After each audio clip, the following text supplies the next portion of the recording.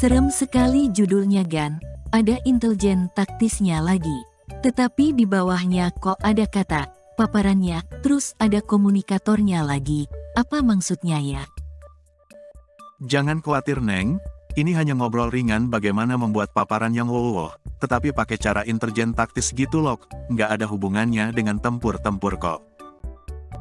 Kalau pingin tahu, turuti dulu prasyarat si Gundala putra petir pahlawan komik, zaman jadul dulu, yaitu, bukalah lebar-lebar pikiran, hati, dan kehendak kita, supaya kita nggak berprasangka buruk kepada orang lain. Terus mengapa kita diharapkan memberi paparan yang wow? Sebenarnya banyak alasannya sih, salah satunya ialah menghindari objek atau peserta kita akan banyak merenung, mengangguk-angguk tanda mengantuk, yang gak gaptek, akan menggosok-gosok gawainya sampai tangannya licin, matanya juling. Bahasa kerennya mereka jadi bosan berat gitu loh, terus pesan kita nggak sampai ke mereka kan? Presentasi atau pemaparan adalah suatu kegiatan berbicara di hadapan banyak hadirin atau salah satu bentuk komunikasi. Paparan merupakan kegiatan pengajuan suatu topik, pendapat atau informasi kepada orang lain. Berbeda dengan pidato yang lebih sering dibawakan dalam acara resmi dan acara politik, pemaparan lebih sering dibawakan dalam acara bisnis. Tujuan dari pemaparan bermacam-macam, misalnya untuk membujuk, biasanya dibawakan oleh wiraniaga, untuk menyampaikan informasi, biasanya oleh seorang pakar, atau untuk meyakinkan, biasanya dibawakan oleh seseorang yang ingin membantah pendapat tertentu. Agar pandai pemaparan, orang seringkali belajar pada para pakar pemaparan. Juga, ada banyak pembicara terkenal yang seringkali diamati oleh orang-orang yang ingin pandai berbicara di hadapan umum. Para pembicara terkenal di Indonesia antara lain Kiai Haji Abdullah Gimnastiar, Ari Ginanjar, Agustian, Andri Wongso, dan masih banyak lagi. Keahlian berbicara di hadapan hadirin merupakan hal yang sangat penting juga bagi narasumber, guru atau pengajar yang ingin sukses dan terkenal. William Arthur Watt, seorang penulis motivasi Amerika Serikat mengatakan, bahwa narasumber atau guru biasa-biasa menyampaikan pesan dengan memberitahu, guru yang baik akan menjelaskan, guru sangat baik akan memperagakan dan guru yang luar biasa akan memberikan inspirasi. Ayo kita pilih yang mana?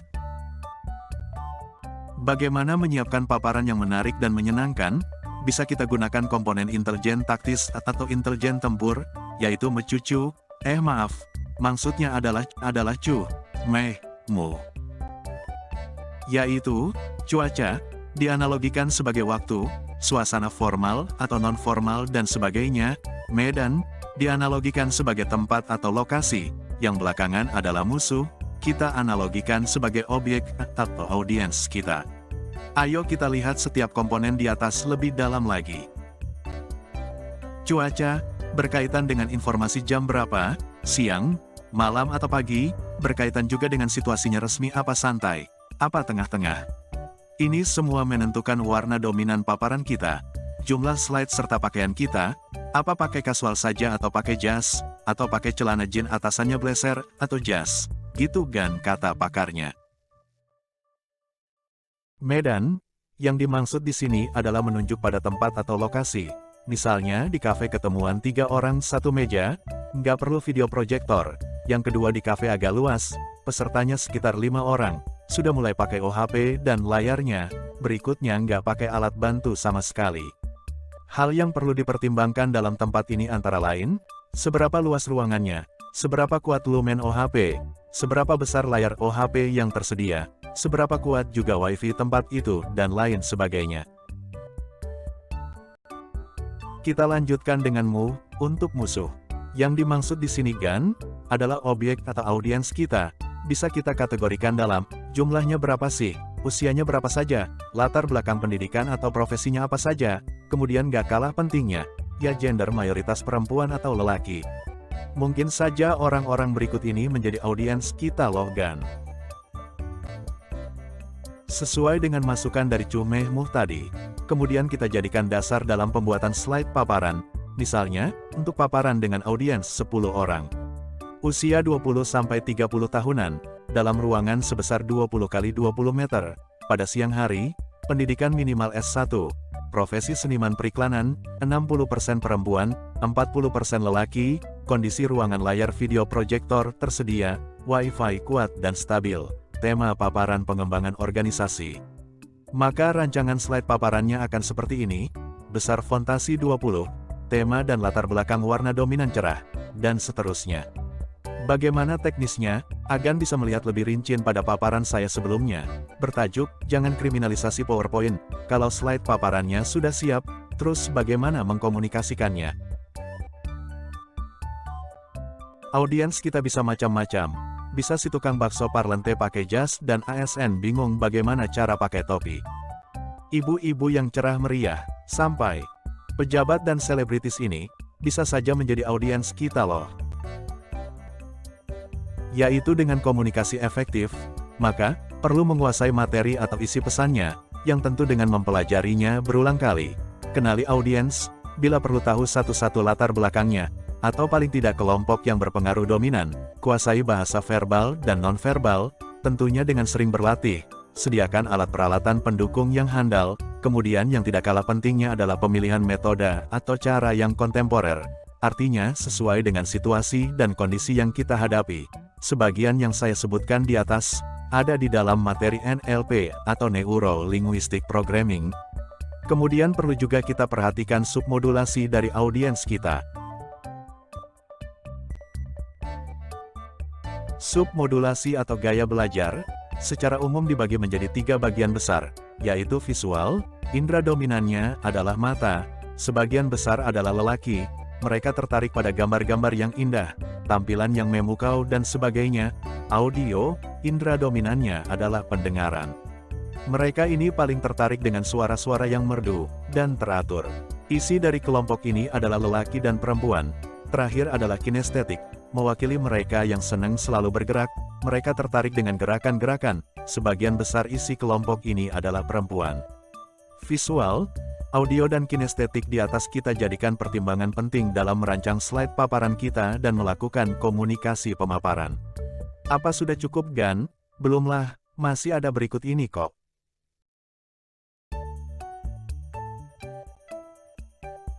Yaitu 3 pilar komunikasi persuasif, terdiri dari, pertama etos, adalah kredibilitas diri, ini akan kentara sekali dari tampilan yang meyakinkan, karakter yang dipamerkan, pengetahuan dan keahlian yang kita kuasai. Berikutnya adalah logos, artinya adalah suatu hal yang logis. Apa yang kita sampaikan harus masuk akal dan juga berdasarkan fakta. Logos sangat dibutuhkan dalam paparan di depan audiens dari akademisi. Penerapannya dalam pemaparan menggunakan 3 prinsip dasar, yaitu buat audiens mengerti, membuat pernyataan logis, dan memberikan contoh yang nyata. Dan terakhir pathos, adalah hubungan emosional yang tercipta antara kita sebagai pembicara dengan audiens kita. Dengan hubungan ini, maka kita lebih mudah dalam melibatkan audiens kita. Untuk mengembangkan pathos ini, kita bisa menggunakan antara lain, humor, bahasa tubuh, ice breaking dan raport, yang dapat membangun suasana dengan audiens kita. Kemudian, apa sih raport itu? Ada pernyataan yang bilang, 5 menit pertama begitu menggoda, selanjutnya terserah Anda, demikian pula dalam pemaparan. Maka perlu raport. Raport menurut NLP adalah suatu kondisi komunikasi yang berlangsung sudah sangat baik, sehingga memungkinkan terjadinya kerjasama antara kedua atau banyak pihak. Bagaimana membangun raport di 5 menit pertama? Praktis saja tentunya. Yaitu, pertama menembak satu sasaran, low maksudnya, pilih satu orang yang paling berpengaruh dari sekian banyak audiens kita, berikan sedikit sapaan, lemparkan senyuman atau ajak dia tertawa sedikit. Jika orang itu ikut tertawa, maka sudah terjadi raport, dan percaya atau tidak semua audiens akan terpengaruh. Lagian menurut Pak Etek, senyuman itu sangat menular loh.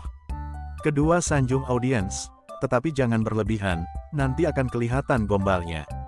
Prinsipnya adalah setiap orang senang sanjungan kok. Yang ketiga, berikan gambaran singkat tentang manfaat pesan yang kita berikan. Dan keempat, lempar pertanyaan-pertanyaan yang jawabannya selalu, ya, dan tidak perlu selalu dijawab secara lesan. Misalnya, bukankah kita tadi sudah sarapan yang lezat ya? Lama-lama akan terbangun yes set. Apa sudah cukup? Belumlah. Kita masih perlu memainkan momentum waktu paparan logan. Mari kita perhatikan bersama diagram Pak David A. Peoples ini. Diagram ini mengatakan bahwa pada awal pemaparan, perhatian audiens tinggi, kemudian berangsur menurun saat masuk paparan utama, dan berangsur naik pada bagian penutupan. Disampaikan juga bahwa daya tahan konsentrasi audiens secara umum hanya 9 menit. Maka setiap 9 menit kita perlu lakukan jeda, yaitu dengan melempar candaan, atau cerita pendek yang kontekstual dengan materi yang kita bawakan. Selanjutnya bagaimana kita menutup pemaparan kita? Dalam menutup pemaparan kita, prinsip dasarnya adalah memasukkan pesan yang kita sampaikan ke dalam bawah sadar audiens. Oleh karena itu rangkum seluruh materi, simpulkan, tetapi jangan undang permasalahan lagi. Pilih dengan metafora yang sesuai dengan kalimat yang indah. Berikan motivasi untuk berbuat, mempraktekkan dan naikkan semangat mereka. Gitu loh, Gan, yang dibilang Kak Ronald almarhum guruku NLP dulu.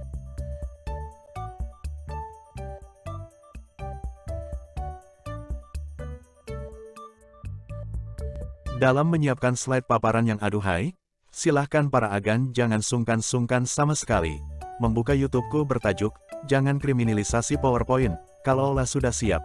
Bagaimana selanjutnya?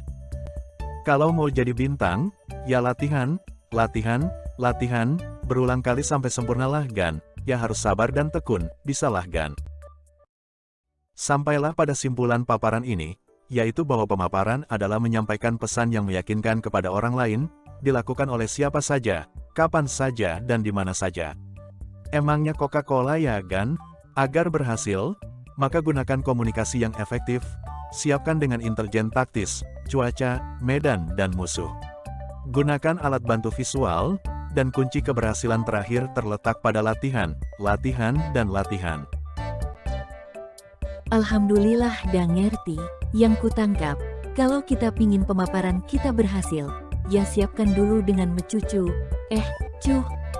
muh maksudnya, dan buat kita dengan audiens dan lingkungan kelas kita, menjadi satu tim yang utuh. Mungkin keberhasilan kita juga tergantung dari soliditas tim ini ya Gan. Bener sekali Neng, kalau begitu saya akhiri obrolan kita dengan mohon maaf atas segala kekurangan saya, Roning Pandan, kuucapkan wabillahi wal taufik wal hidayah, wassalamualaikum warahmatullahi wabarakatuh, dan selamat pagi. Demikian, terima kasih.